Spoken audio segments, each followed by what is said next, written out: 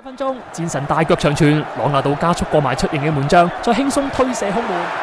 慢鏡再睇呢球，出迎嘅高普基甚至被大哨過晒之後，先至有反應跳起。只能夠講外星人當年嘅加速爆發力真係相當恐怖。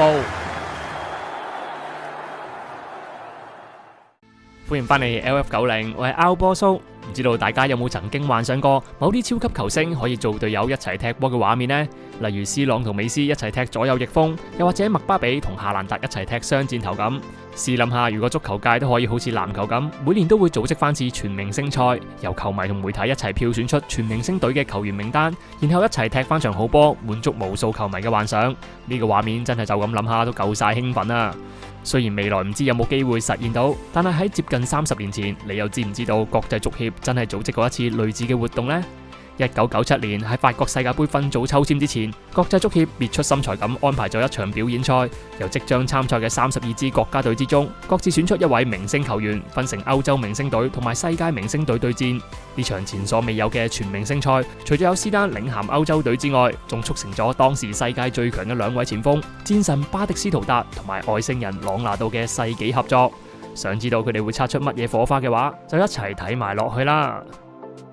今集同平時唔同，賽前分析我哋唔講球隊，專講下兩位神獸前鋒。先由年紀比較大嘅巴迪斯圖達講起。1969年出世嘅戰神，18歲正式喺家鄉阿根廷嘅紐維爾救生出道，然後22歲首次入選國家隊，參加咗91年舉辦嘅美洲國家盃。而巴迪斯圖達就係喺呢屆賽事用6個入球成為神射手，然後成功吸引到未來歸宿費倫天拿嘅注意，將佢由南美洲帶去歐洲，登陸意甲展開傳奇嘅紙百合生涯。由91年開始，直到今集時間背景嘅97年為止，巴迪斯圖達已經為費倫天拿攻入咗超過100球，仲一手將呢支曾經排喺榜尾嘅球隊強行躋身入去爭冠嘅行列，慣常憑住一己之力衝鋒陷陣，然後收穫一個又一個入球，呢個就係戰神稱號嘅由來啦。巴迪斯圖達喺90年代中期一直都坐穩最強前鋒嘅地位，同佢可以相提並論嘅前鋒幾乎沒有，直到今集另一位主角外星人登陸地球為止。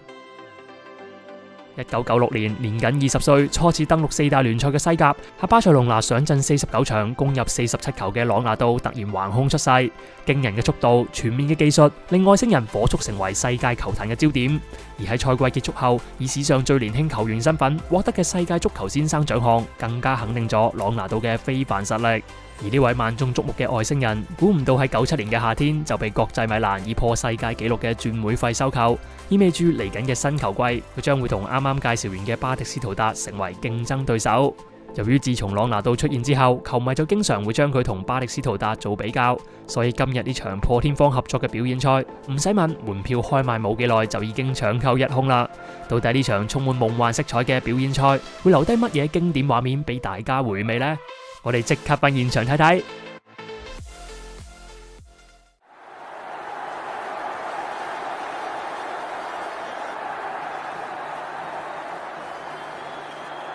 陣容方面，世界明星隊由巴西籍嘅佩雷拉擔任領隊，今場佢會採用4-4-2嘅陣式。門將係喀麥隆嘅辛高奧，一隊中堅由智利嘅馬加斯拍檔摩洛哥嘅尼拔出任，而左右兩閘分別係南非嘅里亞迪同埋韓國嘅洪明普。中場方面有墨西哥嘅巴拿爾踢單防中，而3個進攻中場左中右分別係特尼斯嘅斯利美、哥倫比亞嘅迪亞維拿同埋日本嘅中田英壽。最後前場雙箭頭就係今集兩位主角阿根廷嘅巴迪斯圖達同埋巴西嘅朗拿度。至於歐洲明星隊呢邊，由德國傳奇碧根包華擔任領隊，而佢今場同樣選擇咗4-4-2嘅經典陣式。門將係德國嘅高普基，肩負重任抵擋戰神同埋外星人嘅4人防線，由左至右分別係比利時嘅雷蒙恩、西班牙嘅希亞路、意大利嘅哥斯達古達同埋奧地利嘅普芬費伯格。中場方面有英格蘭嘅恩斯踢單防中，而左右兩邊仲有保加利亞嘅巴拉戈夫同埋羅馬尼亞嘅拉卡圖斯。最後球隊進攻核心就會交俾今場擔任隊長嘅法國球王斯丹，再加一對高大雙中鋒克羅地亞嘅波石同埋荷蘭嘅古華特。鏡頭影住戰神同埋外星人已經企定喺中圈熱身，呢場有今生冇來世嘅表演賽將會由藍衫嘅世界明星隊首先開波。開場第1分鐘，歐洲隊首先發難，斯丹精準長傳俾隊友，世界隊喺冇壓力嘅情況下傳球失誤，羅馬尼亞球星拉卡圖斯一腳地波為歐洲隊取得領先。1-0。原本仲喺度諗緊，首先入波嘅會係戰神定係外星人其中一個，但唔記得咗歐洲隊嘅實力都係唔惹少噶。點都好啦，話咁快場波就已經打開咗紀錄，相信嚟緊一定唔怕悶啊！重新開波之後，大哨呢邊都開始進入狀態，喺歐洲隊禁區接連揾到機會起腳射門，可惜連續2球嘅角度控制都麻麻地，2次射門都唔中目標。轉個頭，歐洲隊有個拔頭機會，射到彎過人牆，直飛右下角嘅唔係邊位前鋒，而係西班牙嘅後衛希亞路。估唔到呢位中堅射術都有翻咁上下喎。第16分鐘，朗拿度中場攞到波之後，望見有空位，即時交個靚波俾隊友，而接應嘅迪亞維納亦都不負所託，單刀面對門將一射破網，1-1。世界明星隊火速攀成平手。呢位身高只得1.57米嘅哥倫比亞前鋒，當年喺世界盃亦都吸引咗唔少球迷嘅目光。唔知道你哋對佢仲有冇印象呢？慢鏡再睇呢球，真係完全冇越位噶。除咗入球嘅要讚之外，助攻嘅大哨絕對都係功不可沒。後上追和嘅世界隊重新開波之後，食住個勢繼續上。巴迪斯圖達近門有個唔錯嘅機會，不過今次門將高普基快一步出迎，及時將個波挑走解圍。第21分鐘，朗拿度今次同隊友調轉角色，一攞波就殺入禁區，然後一個插花揾到空位，就用左腳將個波送入死角。入波入到好似食生菜咁簡單，呢個就係1997年雙腳完全健康嘅外星人朗拿度。世界明星隊連入2球，將比賽形勢徹底扭轉。跟住落嚟就睇下歐洲隊會點樣應對啦。重新開波之後，明顯加強進攻嘅歐洲隊喺緊接落嚟一段時間亦都揾翻唔少攻勢，不過一班中場球星連翻起腳嘅效果似乎就唔太理想啦。第30分鐘，世界隊發動高速反擊，巴迪斯圖達企喺禁區邊接應朗拿度嘅橫傳，第一時間撞射破網，3-1。世界明星隊再下一城。開場靜咗一段時間嘅戰神突然用一個精彩入球喚醒翻全場球迷對佢嘅期待。場波只係進行咗1/3，估唔到就已經出現咗4個入球啦。不過既然叫得做表演賽，相信呢個入球應該都唔會係最後一個啩。話好未完，重新開波只係過咗幾分鐘，外星人同戰神嘅組合又再發威。戰神高速入攝，用一球充滿標誌性嘅重炮射門，再次攻破歐洲隊嘅大門，由領先1球變成落後3球。估唔到開局踢得唔錯嘅歐洲明星隊，隨後面對住呢2位神鋒，竟然毫無辦法。唔通佢哋今日氣數已盡？大比數落後嘅歐洲明星隊再次開波繼續比賽之後，仍然都係未見起色。斯美利單刀窄角度嘅勁射，如果唔係有條門柱幫手，歐洲隊呢邊睇嚟又要輸多球啦。而世界明星隊隨後繼續不留情面，第41分鐘，戰神大腳長傳，朗拿度加速過埋出迎嘅門將，再輕鬆推射空門，5-1。梅開2度加助攻，帽子戲法，上半場5個入球，朗拿度全部有份參與。慢鏡再睇呢球，出迎嘅高普基甚至被大哨過晒之後，先至有反應跳起。只能夠講外星人當年嘅加速爆發力真係相當恐怖。或者睇到嚟呢度嘅大家都同我一樣開始同情歐洲隊嘅防線。世界明星隊入埋呢球之後，已經4球遙遙領先，睇怕今場波嘅勝負都再冇懸念啦。最終球證吹響上半場嘅哨子聲，世界隊暫時以5-1領先歐洲隊。如果仲想爭翻啖氣追近比數嘅話，歐洲隊翻入更衣室真係要諗諗計啦。喺睇下半場之前，希望可以先俾個 like 同埋撳個訂閱。如果想睇新片預告同埋更多足球資訊嘅，就記得 follow 埋 LF90嘅 IG 啦。或者喺中場休息嘅時候，歐洲明星隊講好咗要全力追近比數，所以下半場一出翻嚟，佢哋就充滿鬥志咁不斷搶攻。是但嘅1控1射，就算唔入，自製分都攞足滿分啊！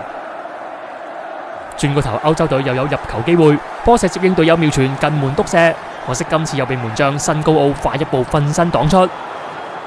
而另一邊嘅世界明星隊下半場都冇放軟手腳，朗拿度喺中圈大波一直都冇人敢隨便埋身，結果有大把時間睇定之後，佢再次為隊友送上單刀機會，只不過後備入替嘅美國球員韋納達嘅把握力就差咁啲啦，白白浪費咗大哨呢腳精彩助攻。第60分鐘，歐洲隊出現黃金機會，斯丹單刀精彩扭過門將，然後再窄角度狂抽破網。歐洲明星隊呢邊總算用呢個入球一吐烏氣。不過雖然有波入，但係斯丹嘅表情亦都冇流露太多喜悅，或者因為知道2-5嘅比數仍然好難令支持佢哋嘅球迷收貨，所以都係想快啲開波就算啦。而喺呢個入球之後，由於後備席仲有好多位代表唔同國家嘅球員等待上場，所以外星人同埋戰神就咁一齊被換出咗啦。雖然有啲可惜，不過相信現場嘅球迷同埋你哋今日都收晒貨啦。隨後一段時間喺雙方大量換人之後，場面形勢陷入咗膠着狀態。以斯丹為首主攻嘅歐洲隊雖然創造出唔少攻勢，但好幾球都係差在臨門最後一腳。而佢哋嘅防線同上半場一樣，幾乎毫無默契可言，好幾次都被世界隊簡單幾腳就撕破防線。如果後備入替嘅前鋒把握力再好一啲，相信歐洲隊真係仲有得輸啊！進入比賽尾段，歐洲隊交出最後一擊，斯丹同隊友用幾下短傳製造機會，只可惜巴拉戈夫反應慢咗半拍，飛到盡，結果都係差咗少少。冇幾耐，球證正式吹響完場哨子，比數最終鎖定為5-2。兩位主角朗拿度同埋巴迪斯圖達今場齊齊大放異彩，順利協助世界明星隊贏下呢場經典表演賽。睇完今場波，唔知道你哋覺得戰神定係外星人表現得好啲呢？借今集嘅機會，波叔特登揾咗兩個人喺國家隊生涯嘅數據俾大家睇下。由呢張圖表可以見到，朗拿度無論係入球定係助攻次數都比巴迪斯圖達多。但係如果除翻開大家嘅出場次數，會發現戰神0.71嘅場均入球率明顯高過大哨唔少。值得一提嘅係，依家阿根廷國家隊入球最多嘅球員就係美斯，但係佢嘅場均入球率只係得0.58。由於美斯都進入咗生涯尾聲，所以相信戰神嘅場均入球數據應該係美斯難以超越嘅存在啦。不過為免大家睇完以上數據喺留言區度由討論變爭論，再由爭論變成爭執，波叔都係老土啲做定和事佬啦。其實足球從來都唔係一個人嘅運動，而呢啲球員表現數據本來就會受到各種環境因素影響，加上每位球員嘅隊友同對手都唔會係完全一樣嘅，所以真係唔需要太過執着去用呢啲數字嚟幫球員分個高低啊。好似今集表演賽咁，欣賞下外星人嘅無所不能，又欣賞下戰神嘅無堅不摧。得閒睇翻兩個人昔日嘅精華片段，細味一下當年屬於自己嘅回憶，咁樣睇波先至舒服噶嘛。所以大家記住唔好嘈交啦。今集嚟到呢度就吹雞完場啦，歡迎留言分享你哋嘅回憶同埋睇法。我係阿波叔，我哋下集再見。